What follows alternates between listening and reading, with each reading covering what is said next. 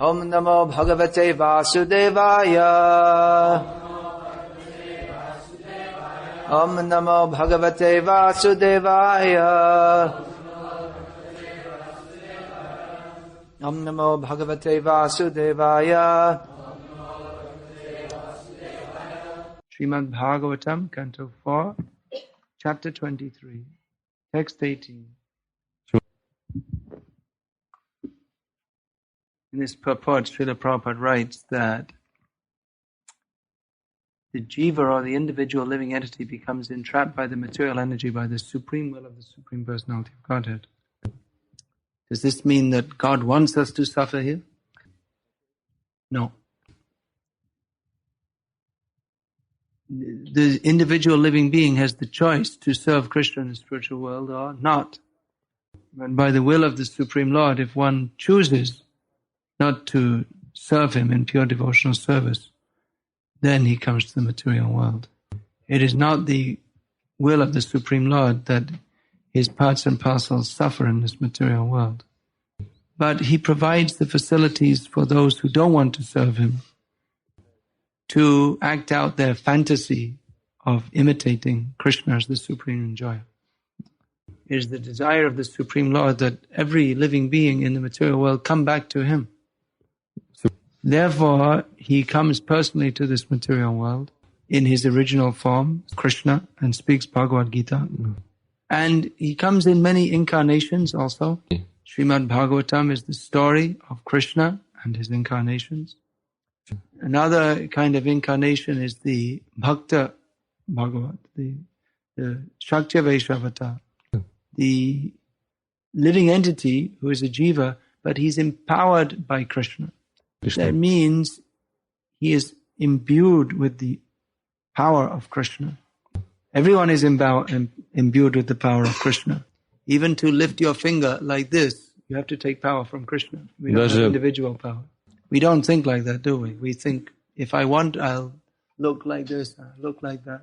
We presume we have the inherent ability to move our head to the left and to the right and to lift our finger like this. But even the ability to do that can be taken away at any time. I think in this country, because it's so cold, many people must suffer from arthritis and rheumatism and such diseases. Is it not? Must be. So if you have such an affliction, you may not be able to even move your head like this. Even to move your finger like this, you may not be able to do it. So all power comes from Krishna, even the power to move your finger. Все могущество, вся сила исходит от Кришны, даже возможность шевелить своим мизинцем исходит от Господа. In the material world, that power, all those powers are regulated by the external energy of Krishna. So everyone is getting power from Krishna, but a Shakya Vaishnavata means he's imbued with tremendous spiritual power. That means that he acts as powerfully as the Supreme Lord. Not in every respect, but in a certain aspect. Prithu Maharaj is famous as a Shakti Vaishnavata for the Palan Shakti, the specific power of ruling the world. Narad Muni is especially imbued with the Bhakti Shakti for preaching Krishna consciousness. So this means that in one particular field of activity, a Shakti Vaishnavata is empowered to act as powerfully as Lord Vishnu. Prithu Maharaj is the ideal king. In this Bhagavatam, we have several stories of ideal kings. Lord Ram is the Supreme Personality of Godhead directly. He is the most famous ideal king. Maharaj Prithu is another ideal king. He saved the world from a disastrous situation and established Krishna consciousness within the state. So as an ideal king, he set the proper example for the citizens also. The king is a very responsible job as the public leader to set the ideal example. Quite unlike modern political leaders. The example they set is not at all godly or saintly. The example they set is not at all godly or saintly. Who do you want to choose as an example? Clinton or Yeltsin? Either one. A drunkard, a lecturer. Maharaj Prithu wasn't a drunkard or a lecturer. He was a great devotee of Krishna. Drunkard or? lecturer. You can understand from the context. Да. Lampat, debauchee is the word Prabhupada uses. Махарадж Притху не был ни алкоголиком, ни распутником. There are many words in English. It's an important word in the English language. So there are several words for it. Для тех, кто говорит на английском. In the Eskimos' language, they have about 20 different words for snow because it's something very important in their lives. In Sanskrit,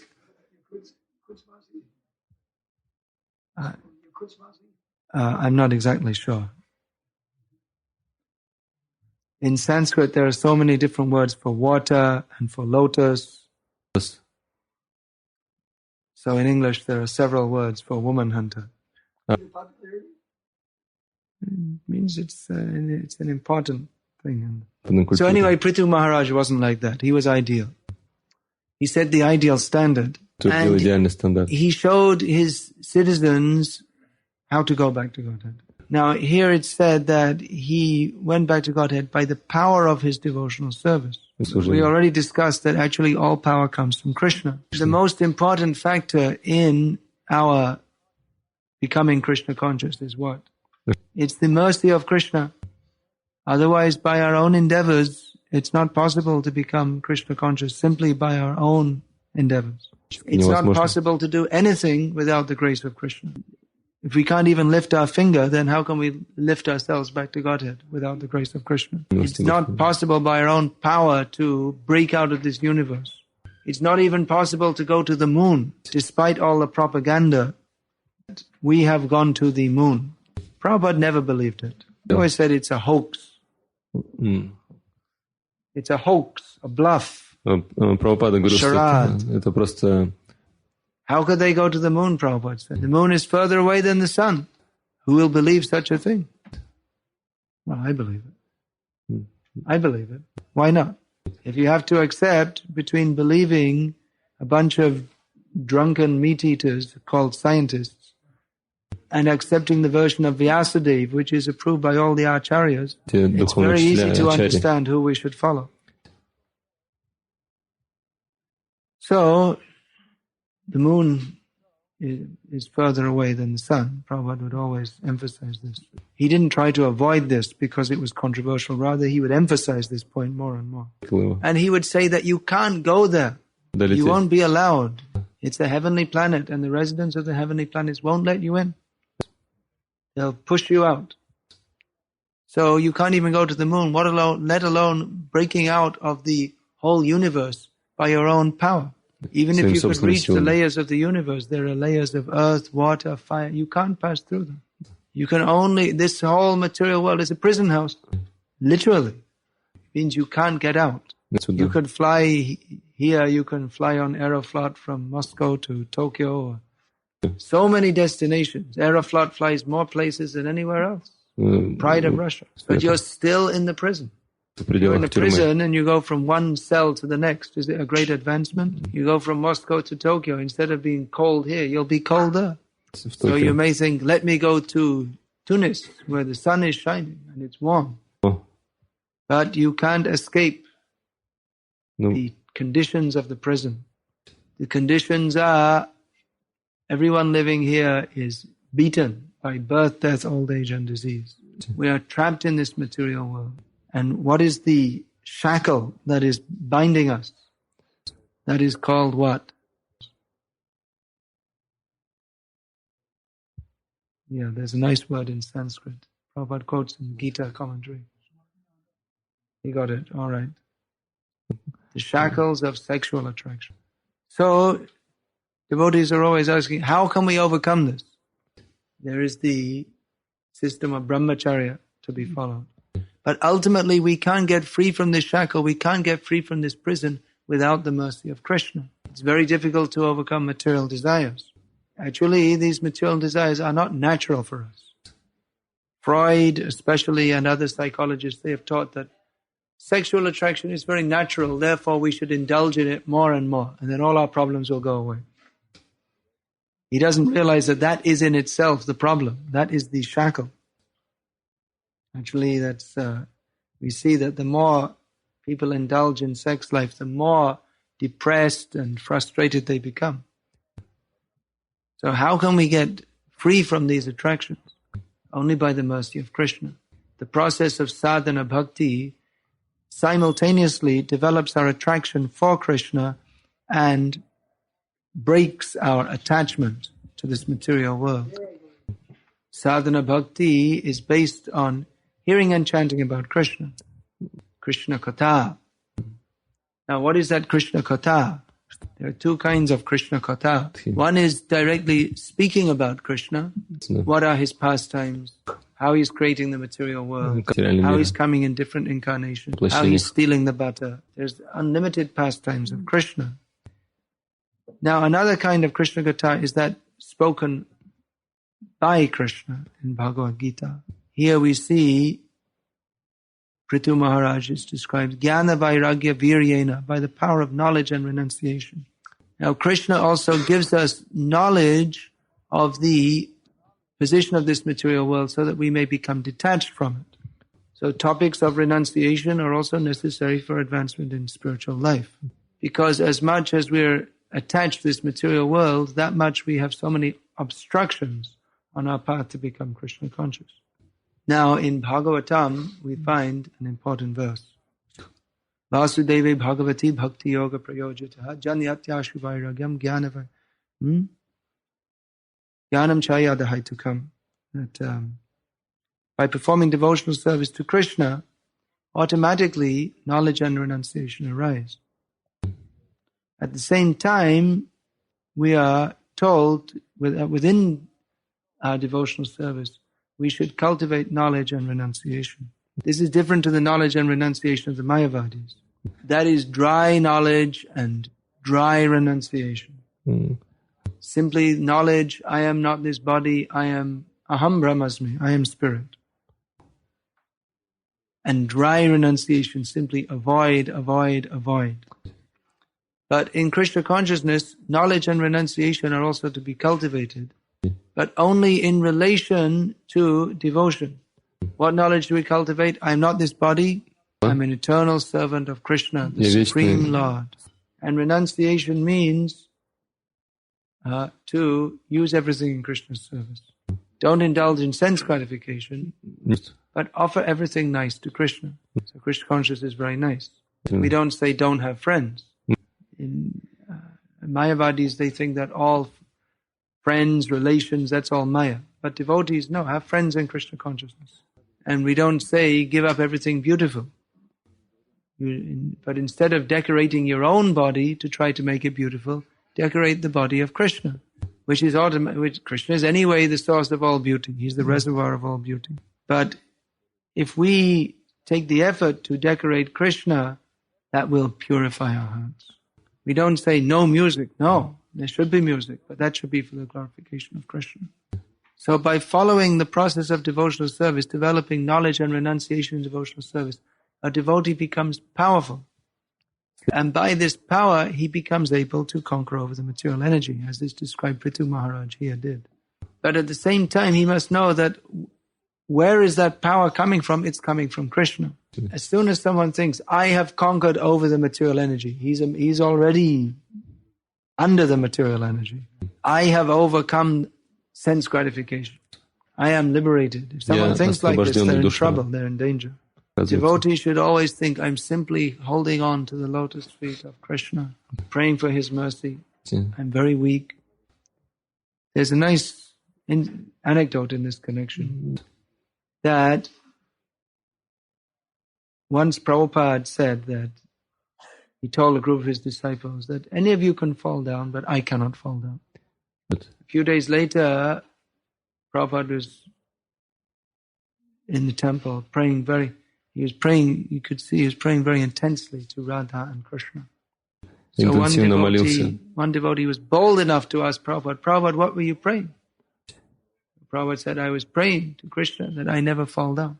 So a devotee said, Prabhupada, you said you could never fall down. Prabhupada said, because I'm always praying to Krishna that I can't fall down, therefore I can't fall down. So our process is to take shelter. Therefore, then we get the power of Krishna and we remain safe. Take shelter of Krishna, what does that mean? We have to take shelter of his instructions in performing devotional service. The devotee may become powerful by dedicating himself in devotional service. But he has to remember where that power is coming from. And if someone doesn't apply themselves to the process of Krishna consciousness, then they become weak. Krishna consciousness is a science. Prabhupada would always say this, that Krishna consciousness is a science. Science means it's predictable. Just like if you react acid and alkali, you get some effervescence and then salt and water is produced. Bubbles. Effervescence means bubbles. Yeah. Now, of course, we're dealing with the living entity entangled in Maya. It's quite complex. There are so many different factors. Basically, we can understand that if someone follows the process of Krishna consciousness, then he'll become spiritually advanced. But even if someone is spiritually advanced and they don't properly follow, then again you can become weak. Now, here in the purport, Prabhupada discusses that Prithu Maharaj was a Shakya Vaishyavatar. Therefore, he didn't have to follow the process of devotional service to become liberated. Still, he did just to teach others. So an advanced devotee should continue to follow this process, even if he's fully liberated, just to teach others. Otherwise, even if one is not fully liberated, but he thinks he is, then he's in trouble if he doesn't continue to follow this process. As long as there is even a tiny seed of material desire remaining within the heart, then we're in a dangerous position. Basically, this material world is very dangerous. So even if there's only a tiny seed of material desire left in the heart, if we're neglectful of our spiritual practices, then that seed will expand. Chanakya Pandit says that fire, disease, and debt, these are three things. You can't just ignore them. You have to immediately extinguish them. Otherwise, it'll get worse and worse, and you'll be overwhelmed. Similarly, this fire burning in our heart, dushparena analena cha, the fire of lust that is in our heart is very dangerous. If it's not controlled and overcome by the process of devotional service, then it will burn up and burn us. Madana dahana, that's burned by the fire of lust. There's so many ways in Sanskrit of saying this. So Prithu Maharaj is showing the example for us that he doesn't think, well, I'm a Sakya Vaishyavatar, okay, I'll go on holiday to Tunis and lie on the beach. I'm already liberated, so let me go on holiday. Rather, to set the example for others, he followed the process of Krishna consciousness very stringently. In this way, although he's a receptacle of the power of Krishna, he showed others also how to become empowered by Krishna. That power from Krishna is received through disciplic succession. Devotees, they become the carriers of Krishna's mercy. That's true of every devotee. Often we see a devotee, he may not be fully self-controlled or fully realized, but his preaching is potent. That people become convinced about Krishna consciousness by his preaching. It means that Krishna is acting through him. Krishna very much wants that this Krishna consciousness will be spread to every town and village and heart in the world. So Krishna, he manifests the potency of devotional service in every devotee. You see devotees go out to distribute books. It's Krishna's mercy is working. Krishna's power is working. How many people in the world want books about God that they're going to spend their money, which they keep for meat eating, illicit sex, intoxication, and gambling?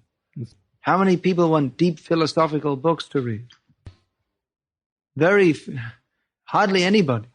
But somehow these books are selling all over the world. How is it possible? By the power of Krishna, which is manifested in the devotees who distribute those books. But then again, if a book distributor thinks, oh, now I'm such a great book distributor, then he can't distribute anything because the power of Krishna is withdrawn.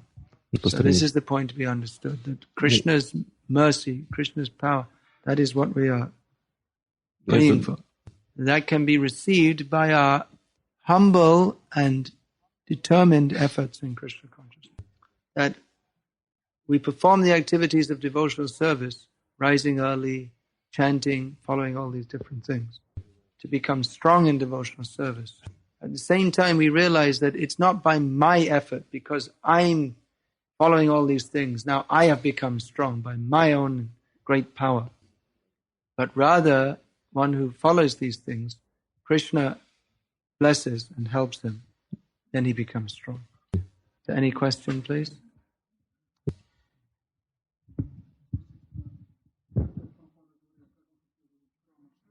Give him the mic. Give him the mic. Then you'll ask a question. What is Srila Prabhupada's opinion about the temples? Are they supposed to be educational centers, or what's that got to do with the class?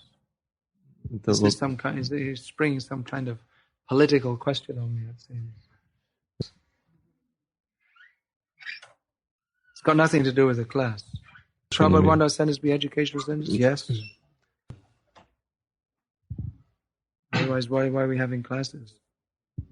actually, Educational centers, preaching centers, shelters from the material world, sad distribution centers, deity worship centers. Krishna conscious means so many things. There's a question over here.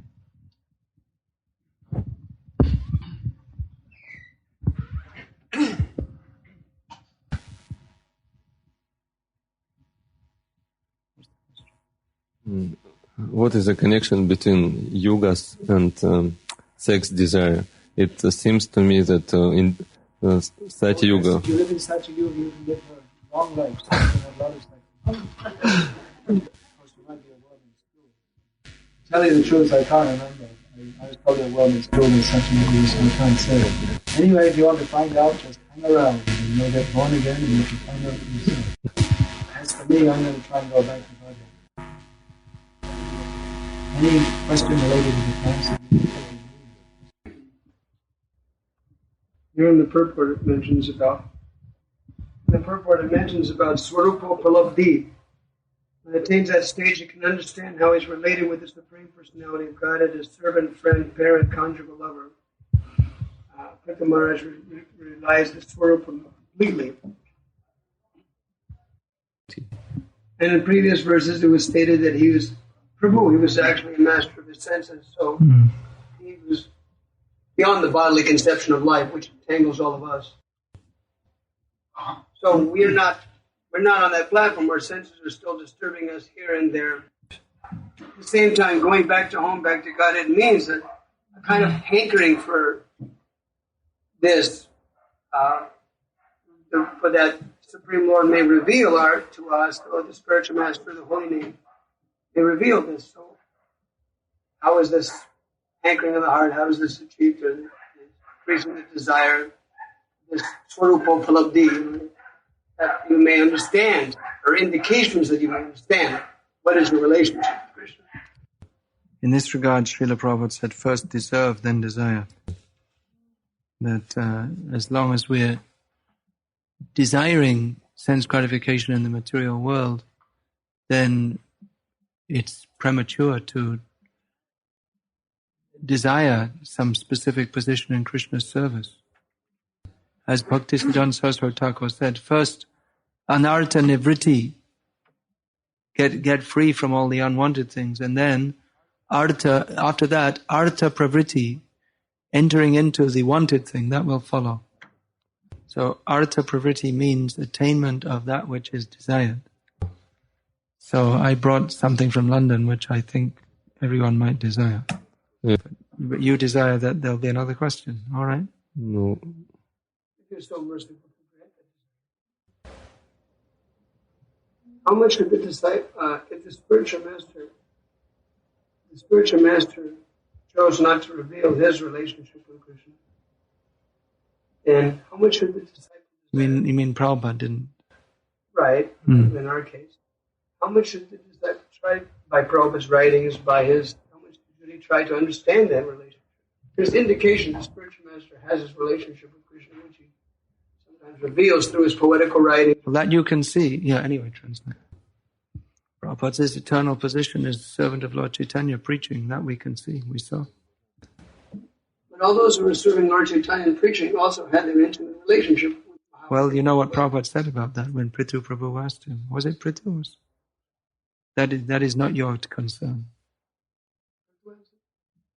Either he was, maybe it was Shivananda. I think Prithu was there. He told this story. I would say that is not your concern. You may do if you like. I don't see that Prabhupada didn't give it that much importance. He gave the importance to how we should serve him, serve his mission. Ну, We know Prabhupada is a very special empowered devotee. Jai Prasade Pure Sarva Asha. Every day we're singing, by his mercy, all our desires will be fulfilled. Now why spend so much time and energy speaking? I mean, we can't understand clearly unless Prabhupada personally reveals it to us. So why not just serve his mission? Why go off on some tangent here and there, sideways? You asked for my opinion, I gave it. Someone else might give another opinion. I'm not very good at all these very abstruse things. There are so many very fine philosophical points. Yeah. I'm not very expert in these things. I just, there's Krishna. We have to chant his names. We have to serve him. I didn't advance beyond that platform yet. Sorry. Anyway, you'll have to be satisfied with that. Sri Sri Radha Landanishwara are the presiding deities who Prabhupada installed in London. I may be biased, but I think they're extraordinarily beautiful. Prabhupada also loved them more than we can imagine. So many things. Once Prabhupada said that actually Radha Landanishwara, they're not deities. They're Radha and Krishna pretending to be deities. So anyway, the servants of Radha Landanishwara gave me some of their prasadam. It was very kind of them. So I thought I'd distribute some to the devotees. See, I might not be very good at philosophy, but at least I can distribute. Would anyone like some of this prasad? Кто захочет просад получить?